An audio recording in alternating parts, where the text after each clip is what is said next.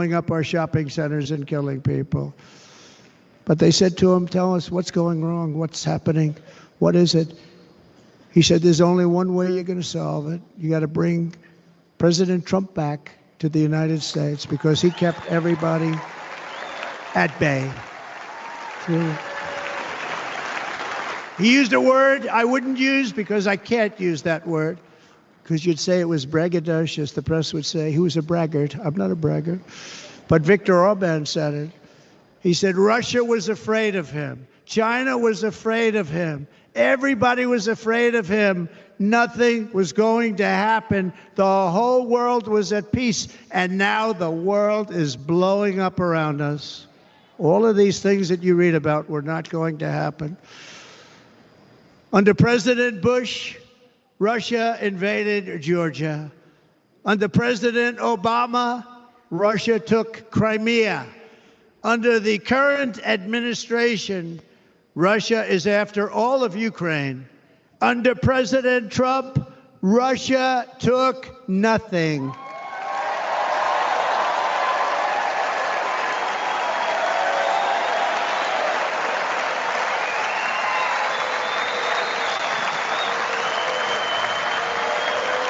We defeated 100% of ISIS in Syria and Iraq, something that was said to take 5 years, sir. It'll take 5 years, sir. We did it in a matter of a couple of months. We have a great military. Our military is not woke. It's just some of the fools on top that are woke.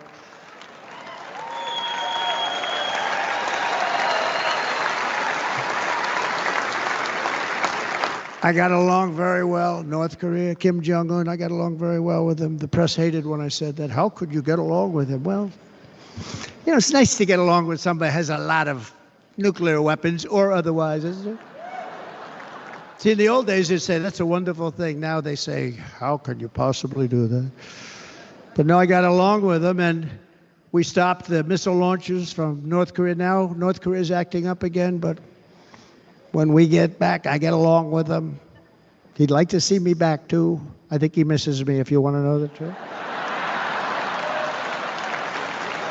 Our opponents inherited a world at peace and turned it into a planet of war. We're in a planet of war. Look at that attack on Israel. Look at what's happening with Ukraine. The cities are just bombed out.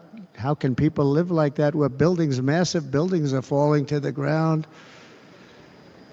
It began to unravel with the disastrous withdrawal from Afghanistan, the worst humiliation in the history of our country. We have never had a humiliation like that. 13 heroic U.S. service members were tragically and needlessly killed. 45 others were horrifically wounded. Nobody ever talks about them. No arms, no legs, face explosions, horrifically wounded. And by the way, we have a man in this room who's running for the U.S. Senate from a great state, Nevada, named Sam Brown, who paid the ultimate price. Thank you, Sam. Thank you, Sam. Thank you. He paid the biggest price probably ever paid by anybody that is running for office, and I think he's going to do great. He's running against a person that is not good, not respected, a total lightweight. But Sam, I think, paid, really, we were talking about it with some of the senators that are working so hard for Sam, but he paid the biggest price of any senator ever to run for the Senate. I don't think anybody's ever what he did. He was a real hero, a really great person. And he's running, and I hope that everybody gets out and votes for Sam Brown.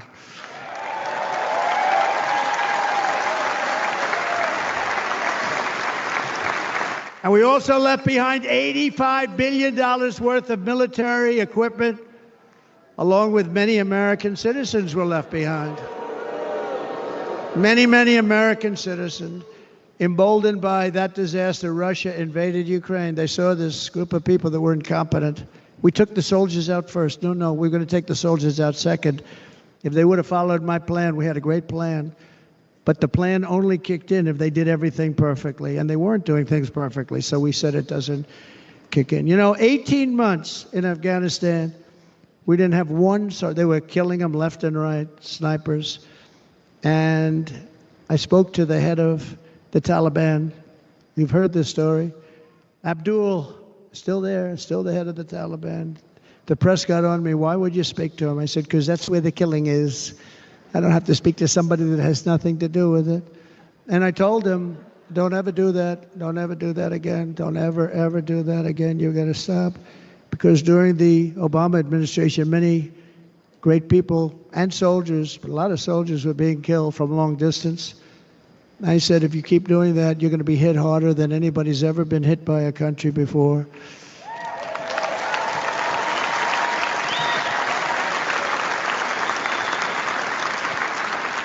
And he said, I understand, Your Excellency. He called me Your Excellency.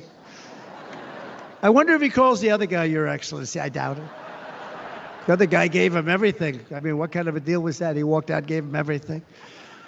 Do you know that right now Afghanistan is one of the largest sellers of weapons in the world? They're selling the brand new, beautiful weapons that we gave them. But think of it, he actually said to me, but why do you show me a picture of my home? I said, you'll have to ask your people or one of your wives. But he could figure it out. And for 18 months, we had not one attack on an American soldier by the Taliban. 18 months.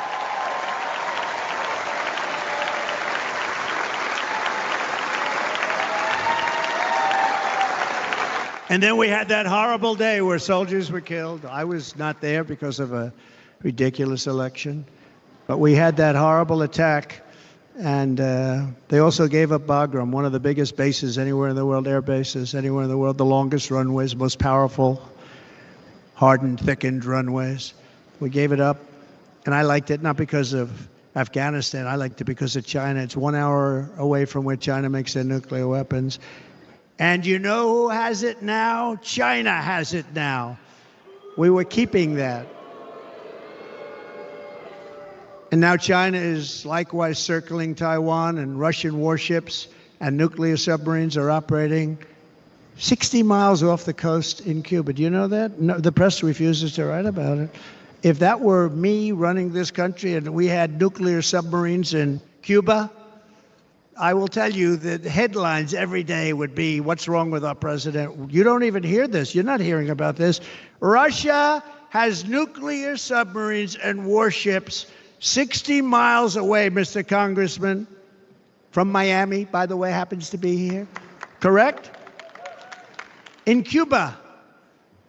And that would not be stood for if it were somebody else. They don't want to mention it, but now maybe they will. And the entire world, I tell you this, we want our hostages back, and they better be back before I assume office, or you will be paying a very big price.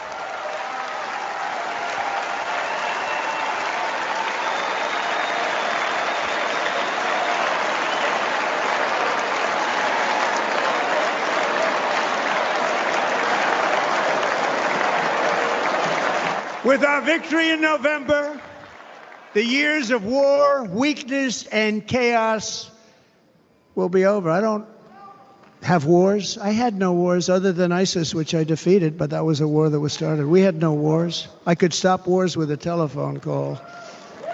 I could stop wars with just a telephone call. If properly stated, it would never start. We will replenish our military and build an Iron Dome missile defense system to ensure that no enemy can strike our homeland. And this great Iron Dome will be built entirely in the USA. We're going to build it in the USA. And Wisconsin, just like I gave you that massive ship contract, and you're doing a very nice job, Governor, right? Thank you, Governor. And they're doing a great job. In fact, I had a little design change, and we gave them a tremendous for essentially what we used to call destroyers. These are now the most beautiful. They look like yachts. I said, we have to take the bow and we have to make it a little nicer and a little point at the top instead of a flat nose. And the people at the shipyard said, this guy sort of knows what he's doing. We have the most beautiful ships, right, Governor? And everybody sitting over there. And it was a big contract that everybody wanted. I gave it to Wisconsin, but we're going to have a lot of that built right here in the state of Wisconsin and all other states. Israel has an Iron Dome. They have a missile defense system. 342 missiles were shot into Israel, and only one got through a little bit. It was badly wounded. It fell to the ground, but most of them are. And Ronald Reagan wanted this many years ago, but we really didn't have the technology many years ago. Remember, they called it Starship, spaceship, anything to mock him. But he was a very good president, very, very good. But now we have unbelievable technology. And why should other countries have this and we don't? No, we're going to build an Iron Dome over our country, and we're going to be sure that nothing can come and harm our people. And again, from an economic development standpoint, we're going to make it all right here. No more sending it out to other countries in order to help. It's America first. America first.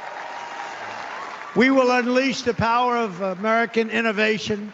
And as we do, we will soon be on the verge of finding the cures to cancer, Alzheimer's disease, and many other diseases. We're going to get to the bottom of it. You remember this gentleman that I don't want to mention other than one time I had to, because when you say the 10 worst, I had to do it. I didn't want anybody to be confused. But this man said, we're going to find a cure to cancer. Nothing happened. We're going to get to the cure for cancer and Alzheimer's and so many other things. We're so close to doing something great. But we need a leader that will let it be done. We will not have men playing in women's sports. That will end immediately.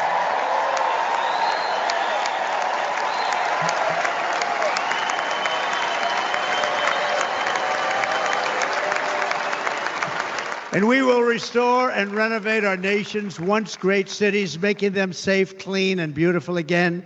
And that includes our nation's capital, which is a horrible killing field. So many things. They leave from Wisconsin, they go to look at the Washington Monument, they end up getting stabbed, killed, or shot. We will be very soon very proud of our capital, again, Washington, D.C.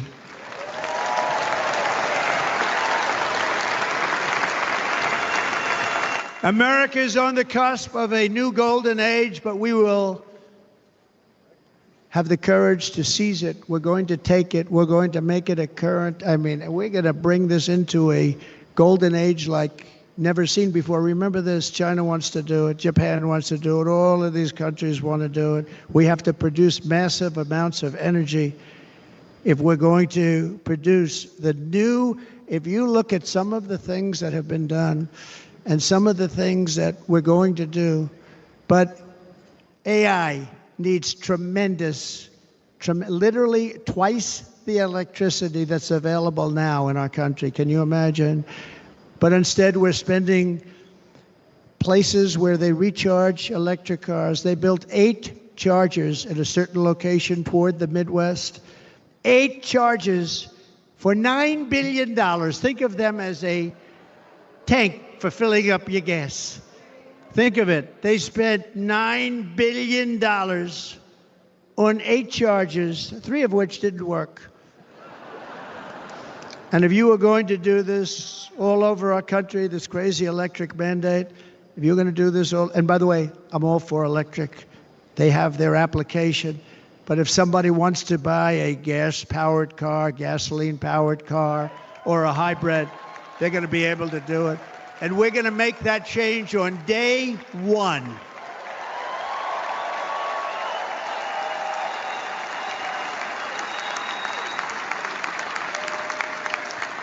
So to conclude, just a few short days ago, my journey with you nearly ended. We know that. And yet, here we are tonight, all gathered together, talking about the future, promise, and a total renewal of a thing we love very much. It's called America. We live in a world of miracles. None of us knows God's plan or where life's adventure will take us. I want to thank Franklin Graham for being here tonight. He's an outstanding man. He wrote me a note recently. I have a lot of respect for him. Sir, I love your storytelling. I think it's great in front of these big rallies. But sir, please do me one favor. It won't make any difference. Please don't use any foul language. I was a little embarrassed. I said, he said, it won't make any difference. Actually, it does. The story's not quite as good, but I've been very good. The story is not quite as good, to be honest. I've got to have a little talk with Franklin, but he was great. He's a great gentleman. His father was so incredible, Billy Graham. My father used to love taking me to see Billy Graham. My father would take me to see Billy Graham at Yankee Stadium. He had the biggest rallies you've ever seen. He was a good rally guy, too. But he'd get up, and he was a fantastic guy. My father loved Billy Graham. But I love Franklin Graham. I think Franklin's been fantastic, and I'm working so hard to adhere to his note to me. I'm working hard on it, Franklin. But if the events of last Saturday make anything clear, it is that every single moment we have on earth is a gift from God.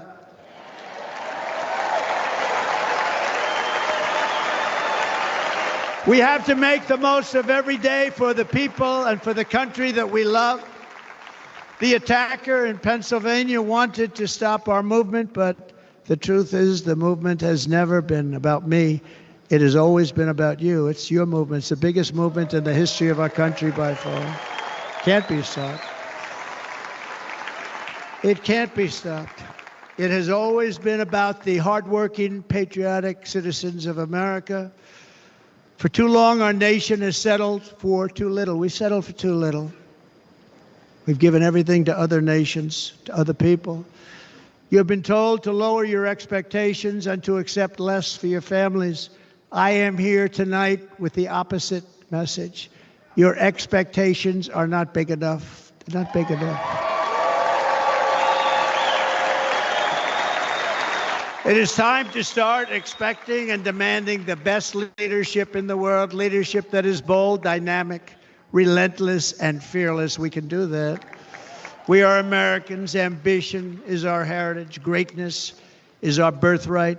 But as long as our energies are spent fighting each other, our destiny will remain out of reach, and that's not acceptable.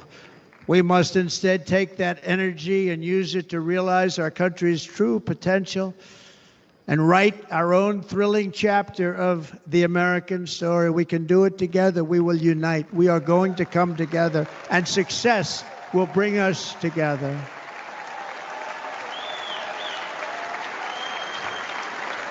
It is a story of love, sacrifice, and so many other things. And remember the word devotion. It's unmatched devotion. Our American ancestors crossed the Delaware, survived the icy winter at Valley Forge, and defeated a mighty empire to establish our cherished republic. They fought so hard, they lost so many. They pushed thousands and thousands of miles across a dangerous frontier, taming the wilderness to build a life and a magnificent home for their family. They packed their families into covered wagons, trekked across hazardous trails, scaled towering mountains, and braved rivers and rapids to stake their claim on the wide open, new, and very beautiful frontier.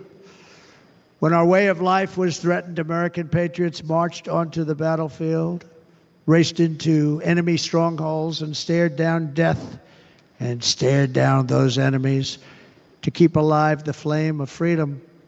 At Yorktown, Gettysburg, and Midway, they joined the roll call of immortal heroes. So many just so many heroes, so many great, great people. And we have to cherish those people. We can't forget those people. We have to cherish those people.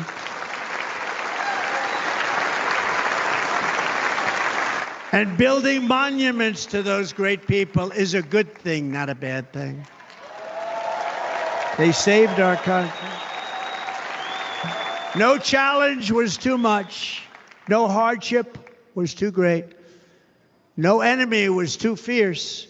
Together these patriots soldiered on and endured, and they prevailed because they had faith in each other, faith in their country, and above all, they had faith in their God.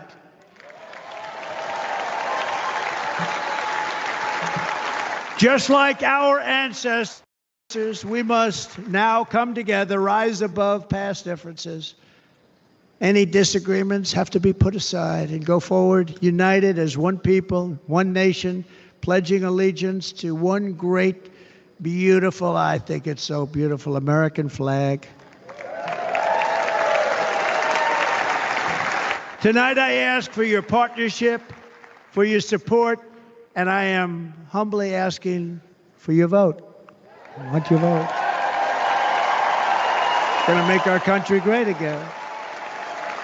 Every day I will strive to honor the trust you have placed in me, and I will never, ever let you down. I promise that. I will never let you down.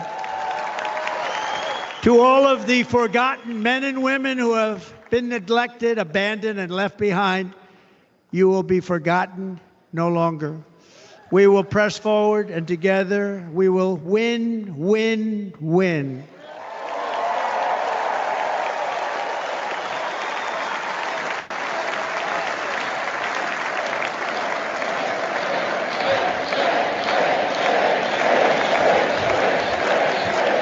Win, win, win, win, win, win. Nothing will sway us, nothing will slow us, and no one will ever stop us. No matter what dangers come our way, no matter what obstacles lie in our path, we will keep striving toward our shared and glorious destiny, and we will not fail. We will not fail. Together, we will save this country, we will restore the republic, and we will usher in the rich and wonderful tomorrows that our people so truly deserve. America's future will be bigger, better, bolder, brighter, happier, stronger, freer, greater, and more united than ever before.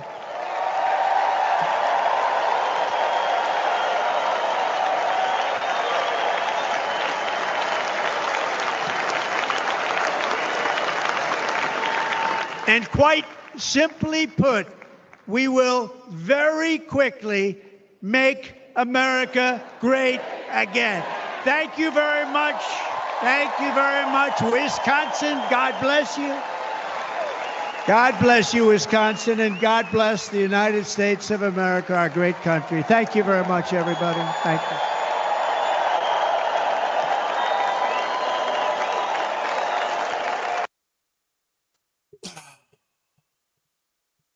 Wow. That was an endurance test. You know, I'm so happy that they hyped me with so much other stuff. I sat through that whole thing. My ass is killing me. But I feel more like an American now than ever before. Maybe because of my hard ass. So, Americans, they are hard ass. And so now we're finally going to be exactly what we should be, which is hard ass, badass, all ass, that ass.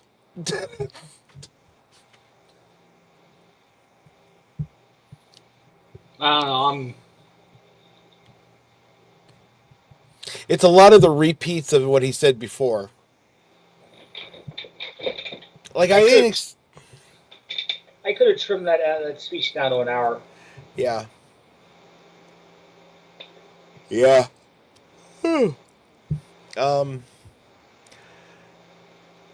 I loved the beginning. Oh, here come balloons. Hey, balloons, finally. Popeye's gonna show up.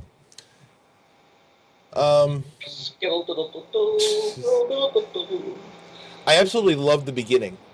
The smartest thing for him to do was to tell the story from his perspective of what happened. Everybody was waiting for it. and it was arguably the best thing about this whole thing, next to, next to the obvious tribute to the fallen.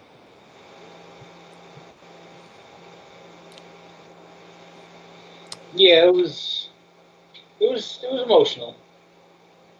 I puckered up a little bit. I felt pretty emotional. That's harsh, when you consider the fact that this guy was millimeters away from having his own head blown off, right? And I don't even want to imagine what kind of situation. I mean, we have imagined. Everyone has imagined what kind of situation. Thank God. Oh, gold balloons too. We're gonna make the money. Oh yeah, gold balloons. We're gonna make the monies. Oh my God, dude. So okay, him saying that we're gonna just start handing out the money and everything. Oh, the first thing that popped in my head was this old Popeye cartoon where he's Aladdin, right? And the entire Alibaba and the 40 Thieves. Yeah. No, is it? No, that's a different one. Oh. Alibaba and the 40 Thieves is Alibaba and the 40 Thieves with Bluto as Alibaba. No, this is Aladdin and his Wonderful Lamp, 1927, 8, pretty early, 1932 probably the latest. It's one of the 3 colored Popeye cartoons, and it's Popeye playing the story of Aladdin, right? Right. And so he gets out of the predicament of being underneath the cave and everything, and he gets turned into a prince. And the first thing he does is he goes to the town, and everyone's all poor in the town, right? Yeah. And he has this giant bag of gold coins, and he just starts hand fisting all of them, just throwing them out to everybody while he's singing his song. What can I do for you? I give you everything you ask me to. It's amazing. That's the first thing that popped in my head when I heard that. Like, I gotta go get that meme the minute that this is done, because I can't record it right now. But there they are, the big gold balloons. My God. Oh, what the hell? They got opera. Yeah, they had some like. They got an opera singer. Are you kidding me?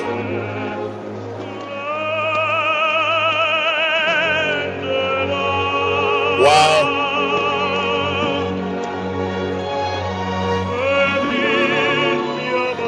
They turned the convention into the Lawrence Welk show.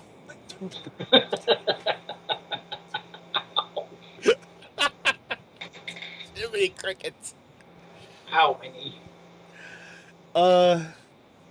But no, his best thing was at the beginning, telling the story, giving the tribute. My heart broke when he kissed the soldiers or the fireman's uniform. Like, that's oof. Like, wow. That's a lot. Yeah, and I was browsing Twitter while I was watching all that, and you can imagine the left, they were having a field day with that one. So what are they saying? I don't even know what they were saying, because I was just enthralled like, by all that. I can't believe he did that, and like, like that old woman that I saw the video of. How could she not pick up the telephone when the President Biden calls? You want to know why? Because she knows that this man right here is a fucking real American that's going to actually honor her dead husband the way that he should be honored for taking a bullet to the head. Like a hero. The saddest thing about that whole thing is somebody had to die, and it's just like Ashley Babbitt. Yeah, we'll say her name. I say her name all the time, Ashley Babbitt. And this is just one more.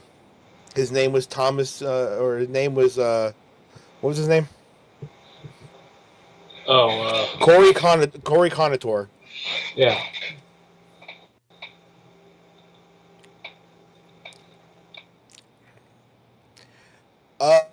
He got a good punchline in with the immigration policy. As I said, that was my favorite joke, is the fact that illegal immigrants. Compatory. Say again? Corey Compatore. So Corey Capatore, God bless you, my friend, and I hope you're with whomever you were supposed to be with. No, when he showed the chart, that was a pretty good dig. I liked that. That was unexpectedly a good punchline. Not being able to see the whole charts until uh, like I said, it was the first time illegal immigrants actually saved Trump.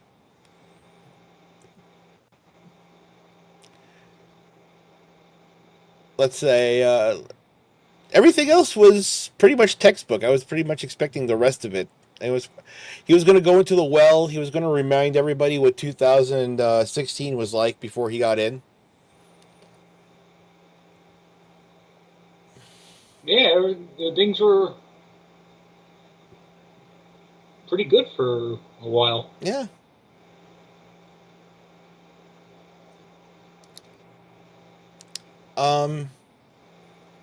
Right to try, a really really great policy. I'm actually a big fan of it. He kind of slipped in there. They won't get sued, so I was only assuming he's talking about the pharma companies. But other than that, let's see. There was the other thing I liked was the no tips, no tax for tips. Yeah. No tax for tips. Absolutely. I'm 100%. I like giving tips. I'm a big tipper. I like handing out money.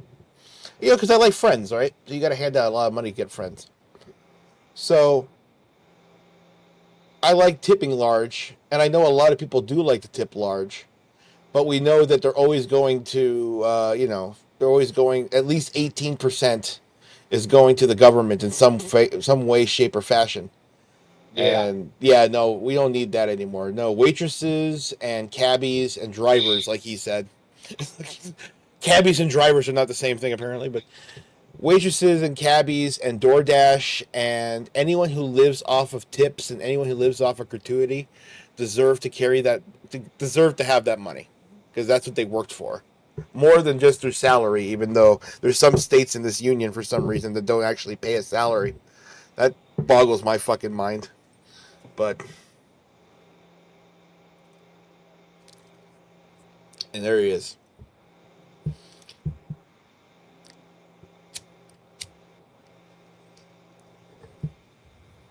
Well, so nice to see everything. There's Baron playing around with Billup with the.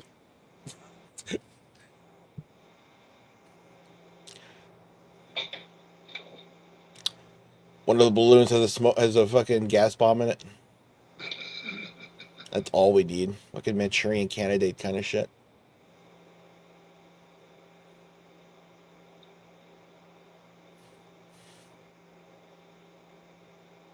No. Well, that was nice to see and hear, and I'm glad that we have a president that's actually going to fight for us, hopefully. He did last time. I mean, he did a lot of stuff that I really appreciate. He did a lot of stuff I didn't really appreciate. His stance on the vaccine and everything else, I was kind of not a fan of. But I'm glad he said China virus. I'm glad he said those words out loud again. Gotta call it what it is. Mm-hmm. From China.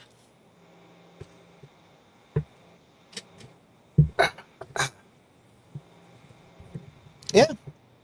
I'm going to give it a good grade. That was a really great speech.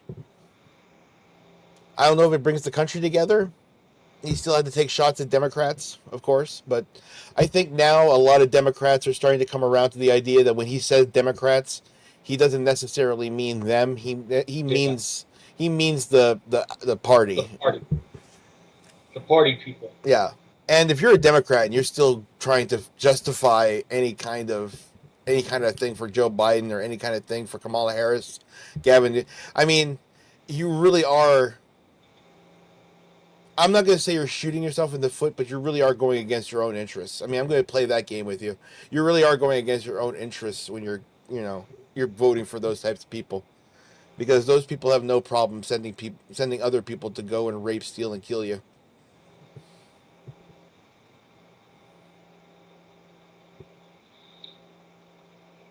Which he also talked about. I'm really happy about. I wish he would have went to drugs more. Yeah, that was the one thing he didn't talk about was the fentanyl crisis. Yeah. So many people are just dropping dead because they think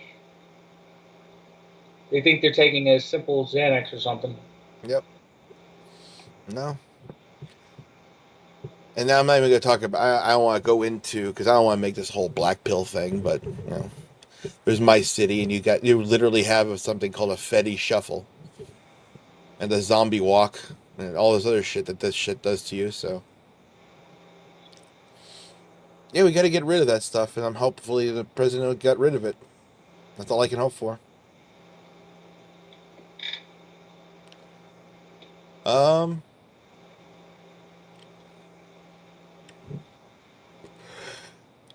That's about as much interest as I can give politics. I can't really give much else. I'm trying to read lips. I'm terrible at it. I'm just telling you, you in a three-way with you and me and JD would be fantastic.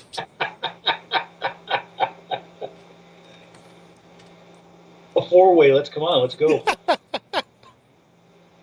Let's get wild. Hot Donald. Melania, you just got to bring it up every once in a while, you know? And as gunshots go off at the back of my house. All over by you. It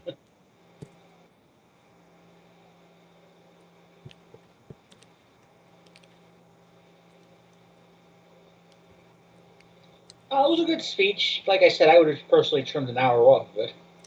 Yeah. But that just shows you the endurance this dude has. Unbelievable. I mean, this dude, he didn't take a breath. He didn't. The people gave him the time.